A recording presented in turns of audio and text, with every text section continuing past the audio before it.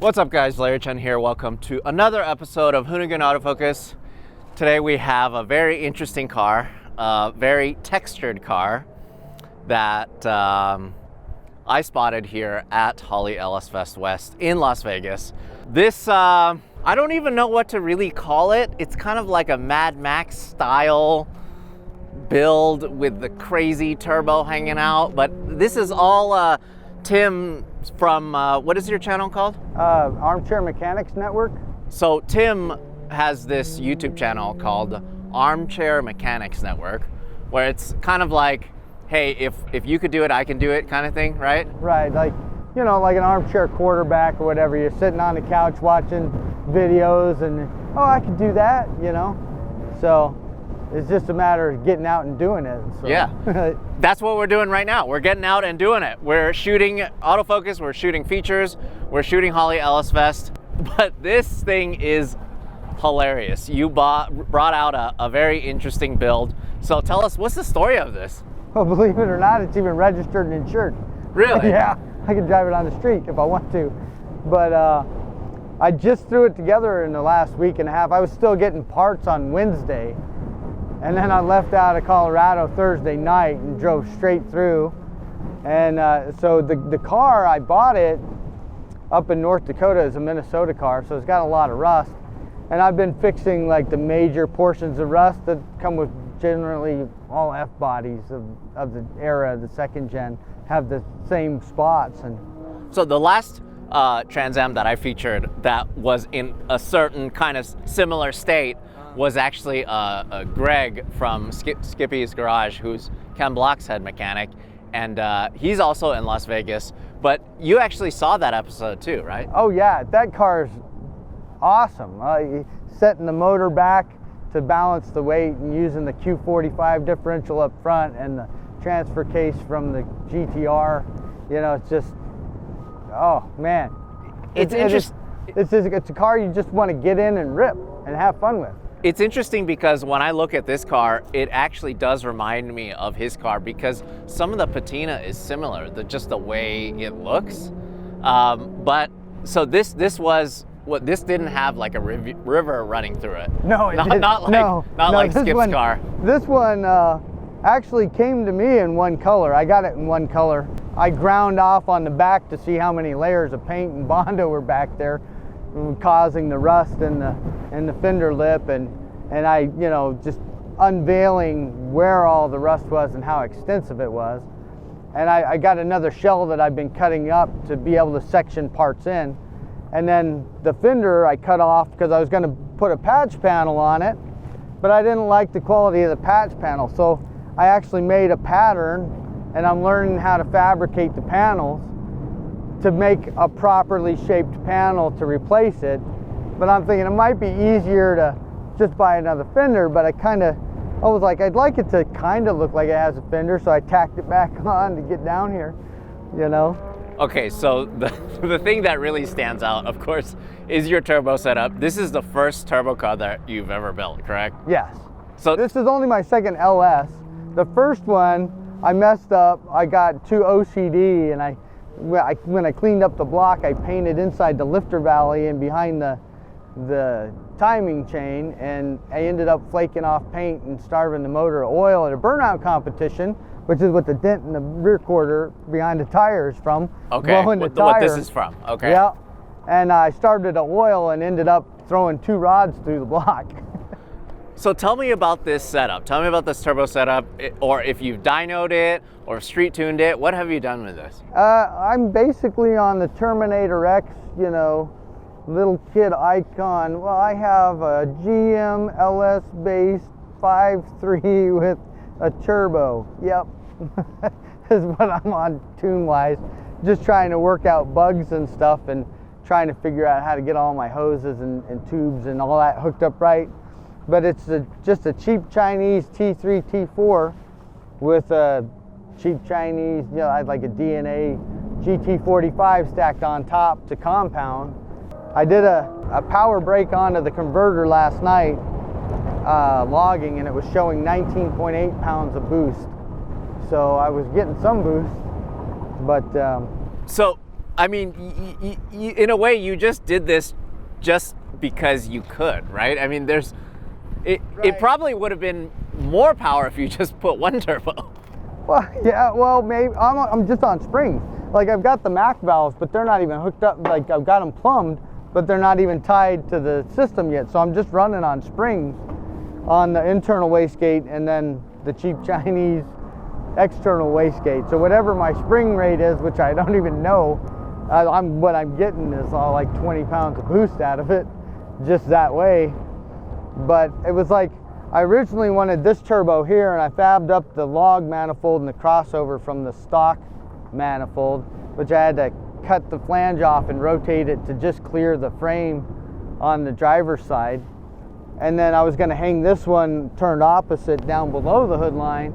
And then I traded my Trans Am hood and shaker off, and I got like an Esprit hood that's just flat, so that I could make like over exaggerated Formula 400 two scoops on the hood to just cover the half of turbo that was going to stick out of the hood and make it like a Formula 400 hood. Yeah, that was the idea. But then I was that like, didn't work out. No, I was like, oh, I want to make it to LS West, LS Fest West. I'm like, because they canceled everything last year, and I'm like, I'm doing something this year. Yeah. I'm going to enjoy myself. And so it was still snowing in Colorado, and I moved my project that I had in my hangar out so I could get this one in, so I could work on it while it was snowing, because we were still getting 6-8 inches of snow. And I was, sitting in the engine bay going, if I just try and make this nice, I'm never going to get there. And I'm making it, so I just started stacking stuff. Well, honestly, you doing that made it kind of special in a way, but you did all of this stuff yourself in your garage, in your shop. Oh yeah. See, it's obvious I do more grinding than I do welding. So, yeah, I just started buying J-bins and trying to make what I could. The hardest part for me was all the cold side stuff, because as bad as I am at MIG welding, I'm even worse at TIG welding. So that was a challenge. And then I took a bead roller. I have a bead roller, and I tried to roll all the beads and all the pipes so I wouldn't blow them out, because I didn't know how much boost I was going to make. Right. Okay, so two things. What does your butt dyno think? What do you think it's making power-wise? Yeah, that's hard to say, because my butt dyno hasn't been very high. I'm guessing it's got to be in the 550 to 600 range. Really? That much? Well, it launches pretty good, and I've just had issues where I have to back out because I keep blowing oil all over the place. So it hooks up and goes, and then when it really starts to go, I mean... Well, we saw that actually, because we were shooting Amelia. She was taking out her twin turbo Regal for her first pass ever in it, right? And then we see you pull up next to her. We're like, what more appropriate car? I mean, it was just hilarious to see the two,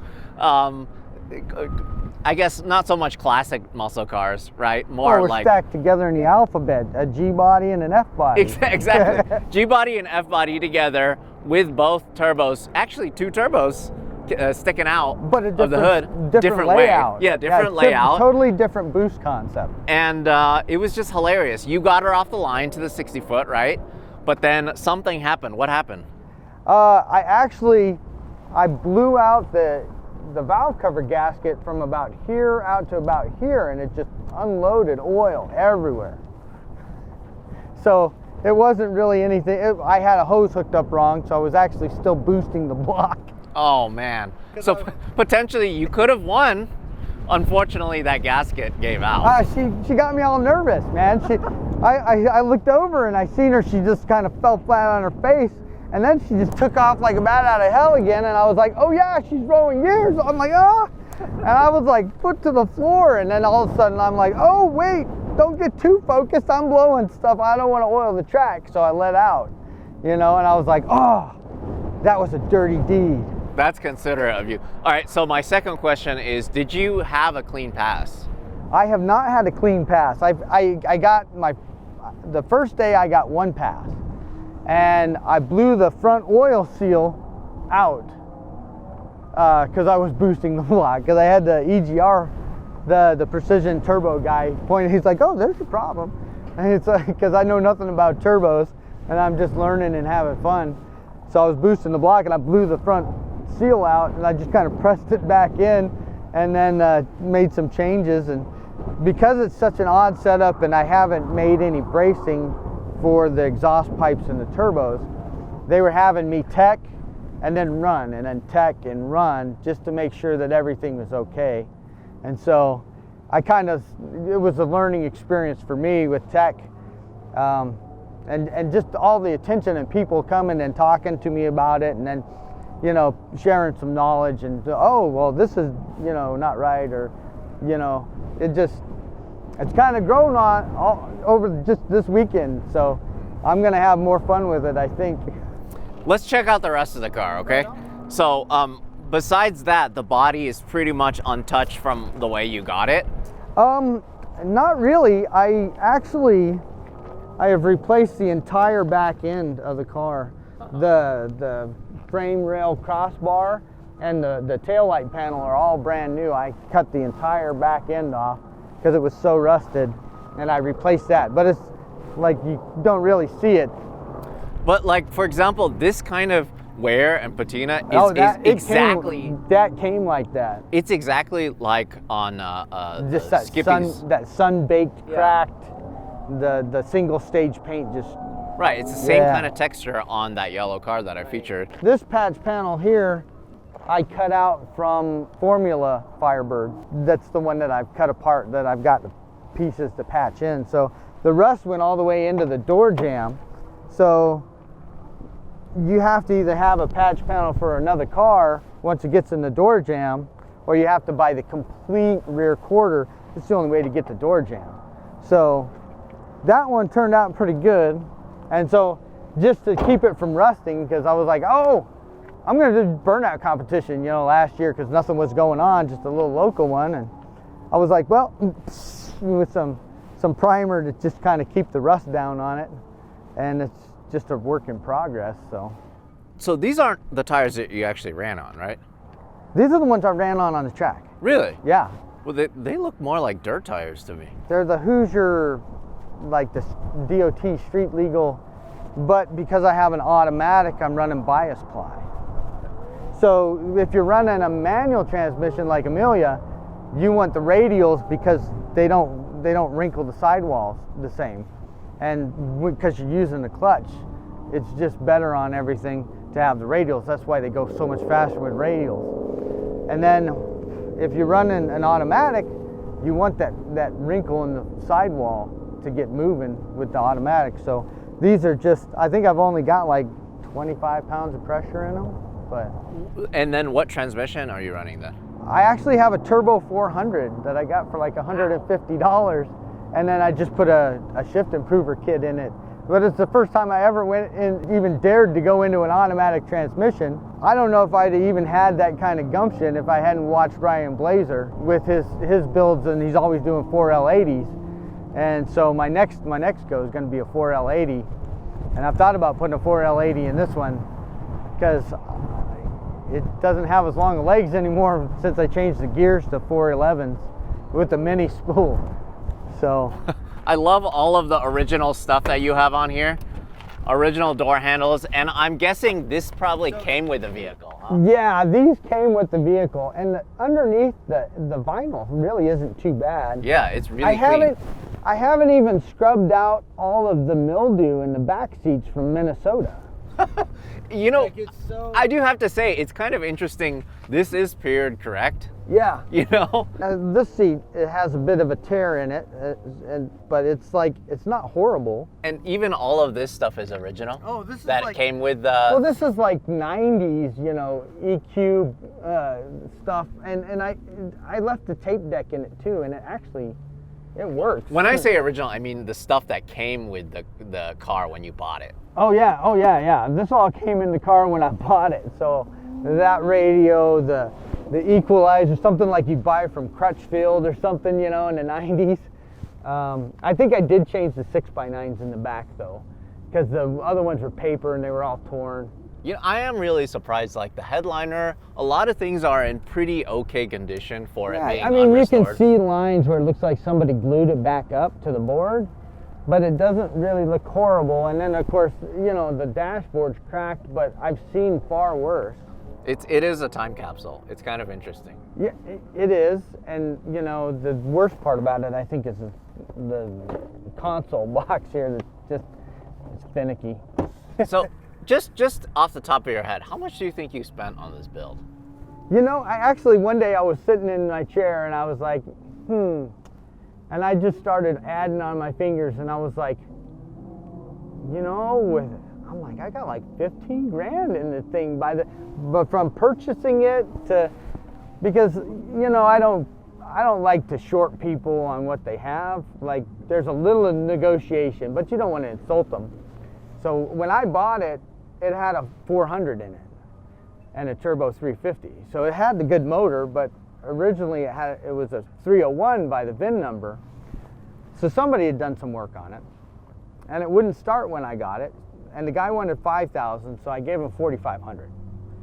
And I was all excited. And the reason it wouldn't start is the cable that goes from the shifter to the transmission linkage, the swage on the cable sleeve pulled out, and that ties in mechanically from the transmission linkage to the column right here. So instead of the old school column shifter, they put in the console shifter with a cable, but to keep the neutral safety lock out and stuff, it's still on the column. So I could actually reach up here and grab the column and I could shift it and I could start it and everything. I was like, I had the column half torn apart by the time I realized how they had it set up. And I was like, oh, well, that was a bunch of work I didn't need to do. And then, but I actually took it for a rip just shifting from the column at that point, you know, and I was like, ooh, that was fun. But you know, the 400 was a big smogger from 76 and it had a lot of torque, but it just all spent by 2,500 RPM. So I tried changing the camshaft and I tried other stuff, and I was like, you know, I can put just as much money in the Pontiac motor, which is cool, but 79's the most common year of Trans Am, and it's originally a 301 car, and who wants the 301?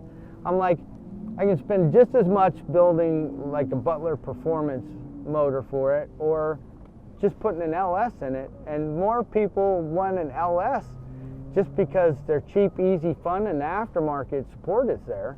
And so I was like, I'm done, and I sold the 400 to a guy that was a big Pontiac nut that drag races, building a mild car for his wife to drag race, and I went to LS. Okay, so what kind of LS is it? What is it out of? That's actually a funny story, because I was on my way home from work and I saw a post on Facebook Marketplace for a 2005 Yukon 5.3 liter.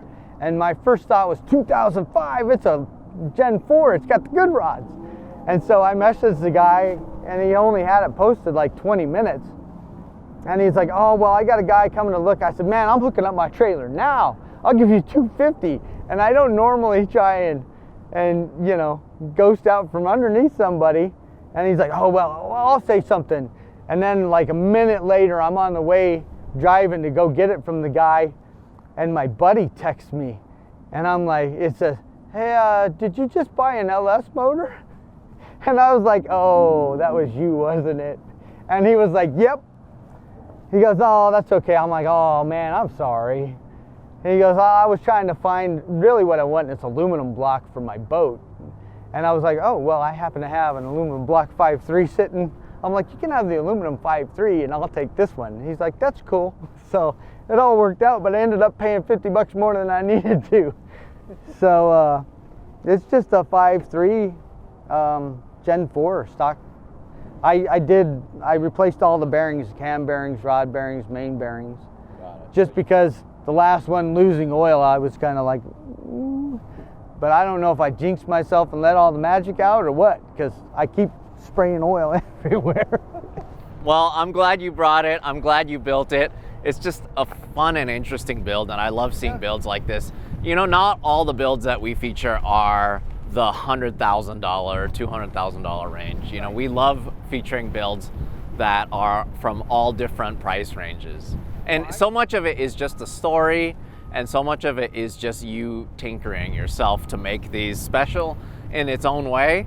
And plus, you're out here, you know, you're out here at LS Fest. A lot of people didn't even make it out, you know, because it's like, oh, I didn't get the right this for this car. I didn't get the right whatever. No, just put it together and bring it out and race it. And you did, and it was a lot of fun. I got 2 passes, but I honestly, lining up with Amelia, was like, I've been watching her channel for a long time. And it was just kind of one of those moments, you know. But I'm a man, I can't say that. Awesome. Well, thank you so much, Tim.